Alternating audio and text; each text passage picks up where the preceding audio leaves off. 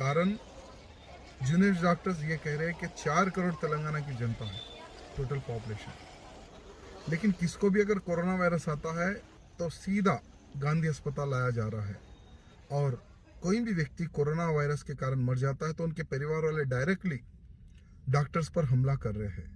इस प्रकार की घटनाएं ज़्यादातर गांधी अस्पताल में हो रही है। तो मुख्यमंत्री जी, क्या आपको ये सब चीज़ नहीं दिख रही है? हम कई दिनों से बार बार आपको ये कह रहे हैं कि आपके बिल से, यानी आपके घर से, आपके फार्म हाउस पे आप जहाँ छुपे हुए हैं वहाँ से आप बाहर निकलिए। फर्स्ट बाहर निकलकर आप देखिए कि कोरोना वायरस के कारण किस प्रकार से महामारी तेलंगाना में फैलते जा रही है।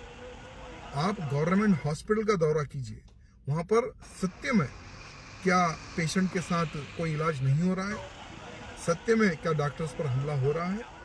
कितने लोग मारे जा रहे हैं और मारे जाने का कारण क्या है, ये जानने की जिम्मेदारी और जनता को बताने की जिम्मेदारी आपकी है मुख्यमंत्री। आपके फार्म हाउस में आपका बेटा कहीं पर और छुपा हुआ है, तो ये ठीक नहीं है। अगर आपसे नहीं बन सकता है तो आप तुरंत रिजाइन दे। मैं मुख्यमंत्री, तेलंगाना के मुख्यमंत्री को कहना चाहूंगा कि आप तुरंत रिजाइन दे अपने पद को, या नहीं तो आप तुरंत बाहर निकले और उन तमाम गवर्नमेंट हॉस्पिटल का दौरा करें जहां जहां पर डॉक्टर्स पर हमला हो रहा है, जहां जहां पर कोरोना वायरस के कारण कई लोग मारे जा रहे। क्यों मारे जा रहे, आपको जनता को बताना चाहिए।